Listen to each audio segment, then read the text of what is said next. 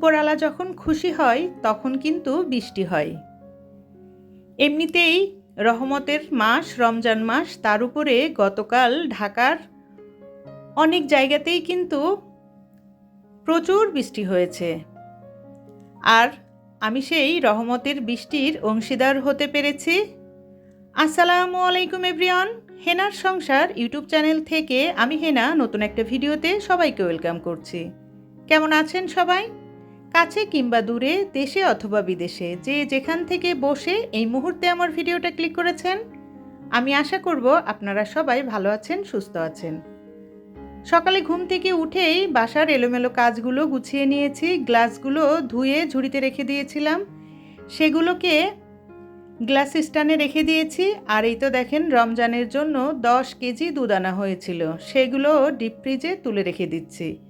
এখন আপনাদেরকে খুব সুন্দর একটা আওয়াজ শোনাই।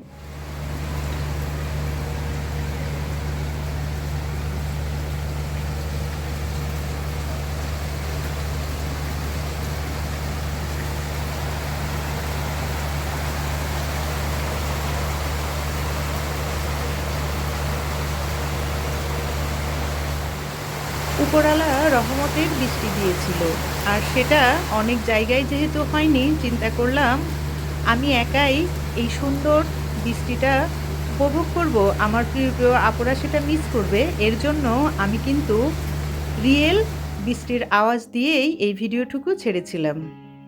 বৃষ্টি মানেই কিন্তু খিচুড়ি। রমজান মাস দেখে যে খিচুড়ি খাবো না, সেটা কি হয়? বৃষ্টি দেখে আমি আজকে ইফতারির পুরা মেনুটাই চেঞ্জ করে ফেলেছি। আজকে আমি ইফতারিতে তৈরি করেছি পোলাওর চাল, মসুরের ডাল, সঙ্গে মুগ ডাল দিয়ে মজার একটা খিচুড়ি। খিচুড়ি মানেই কিন্তু অনেক ধরনের ভর্তা, ডিম ভাজি, সালাদ, আচার। আর ইফতারিতে যদি এরকম একটা ভিন্ন খাবার হয়, সেই দিনের ইফতারির টেবিলটা কিন্তু সত্যি অনেক ভালো লাগবে। রোজার ভিতরে একই ধরনের খাবার খেতে আমার সবসময় ভালো লাগে না। আমি চেষ্টা করি মাঝে মাঝেই অন্য কিছু করার জন্য। তারই ধারাবাহিকতায় দেখা যায় যে কখনো রুটি, গরুর মাংস, কখনো হচ্ছে হালিম, কখনো খিচুড়ি, আর আজকে একদমই ব্যতিক্রমী পোলাওর চালের খিচুড়ি রান্না করেছি। সত্যি খুবই কিন্তু মজা হয়েছিল। ভিডিওর এই প্রান্তে এসে যারা শুরুতে লাইক দেননি, প্লিজ একটা লাইক দিয়ে দেবেন। আপনার একটা লাইক আমার কাছে অনেক মূল্যবান, যেটা কিনা শেয়ারের কাজ করে। আপনাদের মতো এরকম অনেক আপু ভাইয়াদের কাছে আমার এই ভিডিওটা পৌঁছে দিবে। অনেকে আছেন যে ভিডিও দেখেন, লাইক দিতে চান না। প্লিজ আবারও বলছি, ছোট্ট একটা লাইক দিয়ে দেন। আমি কিন্তু পোলাওর সঙ্গে খাওয়ার জন্য বেগুন ভাজি করছি, যার কারণে প্রথমেই বেগুনটাকে লবণ হলুদ মেখে ফ্রাই প্যানে ভাজার জন্য দিয়ে দিয়েছি। আর এই তো চাল ডাল একসঙ্গে ধুয়ে রেখে পানি ঝরার জন্য রেখে দিয়েছিলাম। আর এখন সব মশলা দিয়ে খুব সুন্দর করে মেখে নিচ্ছি। আমরা সব সময় নিজেদের পছন্দ অনুযায়ী চেষ্টা করি রান্না করার জন্য। আর আমাদের প্রিয় প্রিয় কুকিং চ্যানেলের আপুদের ভিডিও তো আছেই, কিছুটা ওনাদের থেকে নেওয়া আর কিছুটা নিজের থেকে নিয়েই আজকে খিচুড়িটা রান্না করেছি। সব সময় তো আমরা মাখিয়ে তারপরে পানি দিয়ে একবারে বসিয়ে দেই। আজকে আমি বেশি করে পেঁয়াজ, কাঁচামরিচ, আদা বাটা, রসুন বাটা সব কিছু দিয়ে, সব ধরনের গুঁড়ো মশলা দিয়ে চালটাকে খুব সুন্দর করে মেখে নিয়েছি। আর তারপরে কিছুক্ষণের জন্য রেখে দিয়েছিলাম। যেহেতু ইফতারের আগে সময় খুব কম থাকে, তার উপরে পোলাওর চাল, এগুলো হতে বেশি সময় লাগবে না। যেহেতু আমি আরও কিছুক্ষণ মাখিয়ে রেখেছিলাম, খুব দ্রুতই কিন্তু আমার খিচুড়িটা হয়ে গিয়েছিল। আজকে খিচুড়ির জন্য আমি বেগুন তো ভাজি করে নিচ্ছি, আর অফ ক্যামেরাতে ডিম ভাজি করে নিয়েছি, সঙ্গে হচ্ছে ছোট লাল আলুর ভর্তা। সত্যি অনেক টেস্ট করে আজকে ইফতারি করেছি।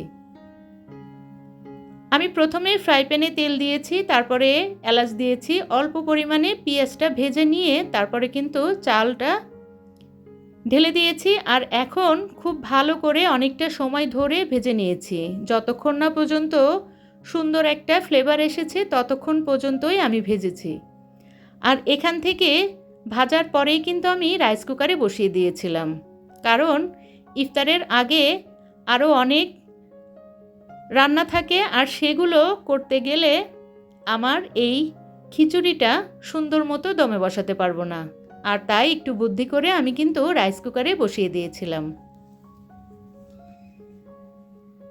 যখন ব্যস্ততা থাকে তখন কিন্তু একটু বুদ্ধি করে কাজ করতে হয়, তা না হলে দেখা যায় যে সঠিক সময়ে সব কিছু কমপ্লিট করা যায় না। বেগুনটা সুন্দর করে উল্টিয়ে পাল্টিয়ে ভেজে বেশি করে কাঁচামরিচ আর পেঁয়াজ দিয়ে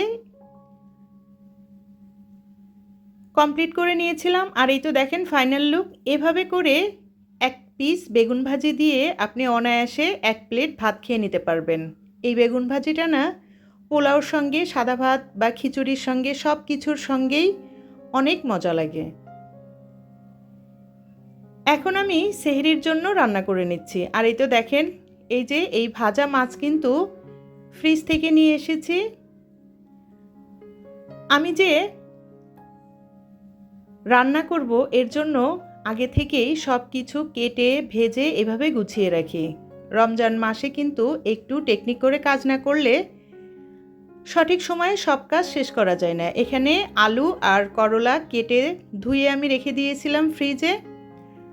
আর এই যে ভাজা মাছগুলো দেখলেন আমি কিন্তু প্রায়ই একসঙ্গে বেশি করে মাছ ভেজে তারপরে ফ্রিজে রেখে দিই। এতে করে প্রতিনিয়তই রান্না করার সময় মাছ ভাজতে হয় না। মাছ ভাজতে গেলে গ্যাসের সাইডে যেরকম করে তেল ছড়াই, এই জিনিসটা আমার একদমই পছন্দ হয় না। আপনারা চাইলে কিন্তু এই বুদ্ধিটা কাজে লাগাতে পারেন। যখন মাছ ভাজি করবেন একসঙ্গে 3-4 দিনের জন্য ভাজি করে এভাবে বক্সে করে করে নর্মাল ফ্রিজে রেখে দিবেন। যখন প্রয়োজন হবে তখন শুধু বের করে রান্না করে নেবেন। আজকে আমি রুই মাছ দিয়ে মটরশুঁটি আর আলু দিয়ে রান্না করেছি। এটাও কিন্তু আমি ইউটিউব দেখেই শিখেছি। আর এই তরকারিটা সত্যি অনেক মজা হয়। ইউটিউব দেখে যে আমি কত কিছু শিখেছি আর কত কিছুই রান্না করি, খুবই ভালো লাগে। আর এই তো দেখেন ইফতারের টাইম কিন্তু একদমই হয়ে গিয়েছে আর আমি টেবিলে সব কিছু গুছিয়ে নিয়েছি।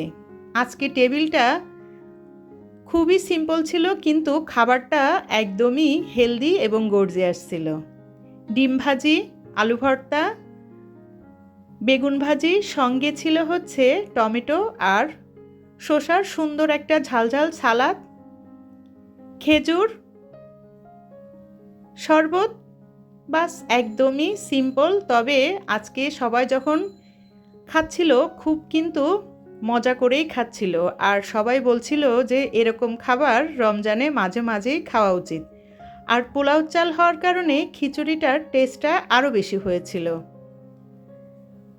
মাঝে মাঝে এরকম ব্যতিক্রম কিছু করে আপনি চাইলেই আপনার ফ্যামিলির সবাইকে খুশি করে দিতে পারেন। রমজান মাস এর জন্য যে বৃষ্টির দিনে খিচুড়ি খাবো না সেটা কিন্তু নয়। ভিডিওর এই প্রান্তে এসে সবার কাছ থেকে আবারও লাইক চেয়ে নিচ্ছি। যারা শুরুতে লাইক দেননি এখনই মনে করে একটা লাইক দিয়ে দেন।